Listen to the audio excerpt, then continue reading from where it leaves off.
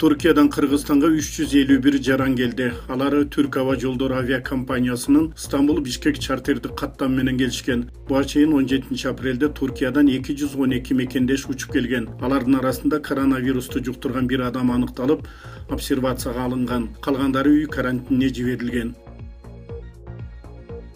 Германиянын канцлери Ангела Меркель Европа биримдигинин коронавируска каршы күрөшүү боюнча бюджеттин көбөйтүүгө макул болду. Германия лидеринин айтымында азыркы учур кризистин акыркы фазасы эмес, дагы деле башталышы. Европа биримдигинин лидери видео байланыш аркылуу жыйын өткөрүп, коронавирустан эң каттуу жабыркаган мамлекеттер менен компанияларга колдоо көрсөтүү үчүн атайын фонд түзүүгө макул болушту. Алы бир нече айдан кийин ишин баштайт жана фондко 540 миллиард евро дароо которулат. Эгер карантин токтосо, биринчи кезекте күнүмдүк майнага иштегендерге жумушка чыгууга уруксаат берилет. Бул тууралуу 24 апрелде Ички иштер министринин орун басары, Бишкектин коменданты Алмазбек Оразалиев билдирди. Алар курулушта иштегендер, техникалык тейлөө жана желимдөө станциялары, такси айдагандар.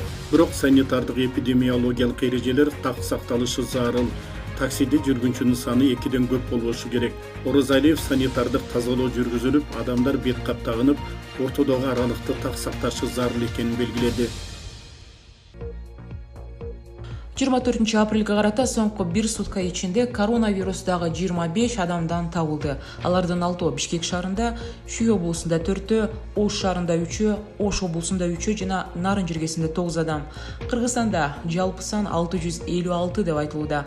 Алардын 8-и каза тапты. Ал эми 322 бейтап сакайып кетти деп айтылууда. Чын айта бериң, ачыгынан жакшырбай эчтеке. Жыл урганмын. Бир-эки жол урганмын. Андан башка мен неме кылганым жок. Мисалы мен машинада кетип кандай кыйын кыжаат болуп келдим, сиз унчукпай келдиңиз да, мен таң калдым ошондо. Азыр милиция өзү чечип алат чыгар мен. Сиз берди шокто азыр. Полис. Мына көктөрү. Азыр Мына көк. Рексакылдынярова. Мына көк.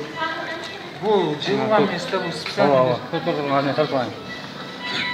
Мына көктөр бети, мына эгиндек башы. Жалал Абад облусунун Созак районунда оор абалда ооруканага түшүп каза болгон 2 жашар кыздын окуясы боюнча сот чечим чыгарды. Анда кичинекей кыздын апасынын өгөй энеси күнөөлүү деп табылып, 10 жылга эркинен ажыратылды. Эске сала кетсек, былтыр 2019-жылы Созак районундагы айылдардын биринде 2 жаштагы кыз оор абалда ооруканага түшкөн. Анын апасы Орусияда иштеп жүргөндүгү айтылган. Ал эми кичинекей кызын ошол апасынын өгөй энеси карап жүргөн айтылган. Катуу сабалган наристе эсине келе албай чарчап калган эле. Ал эми кыздын апасы бул иш боюнча өгөй энесине карата тосмо арыз жазып бергени менен анын арызы бул ишти кароого тоскоолдук жараткан эмес.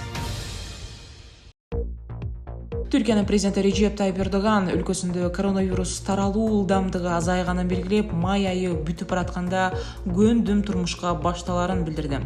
Рамазан айында эрежелерди болушунча сактаганга аракет кылабыз. Кудай буюрса, өлкөбүздө майрамдан кийин кадимки турмушка кайтарууну максат кылып жатабыз, деди Эрдоган. Түркияда вирус жуккан аныкталгандар 95 миңден ашты. Анын ичинен 2140 адам көз жумгандыгы айтылды. 15 миңи айыгып чыккан. Бейшембиден тартып 31 шаарда 4 күндүк коменданттык саат киргизилип, элдин көчөгө чыгышына тыюу салынганы жатат.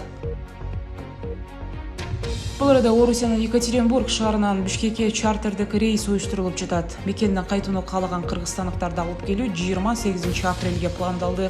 Өкмөт буга чейин 6000 кыргызстандык мекенин алып келингенин, дагы 4000ден ашуун келе албай жаткандыгын билдирген.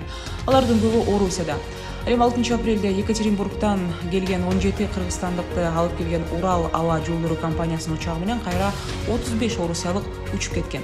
Ошондой эле буга чейин атайын уюштурулган чартерлик каттамдар аркылуу 25 мартта жана 17 апрелде Түркиядан 410 жаран, ал эми 22 апрелде 177 жаран Новосибирск шаарынан кайтып келди.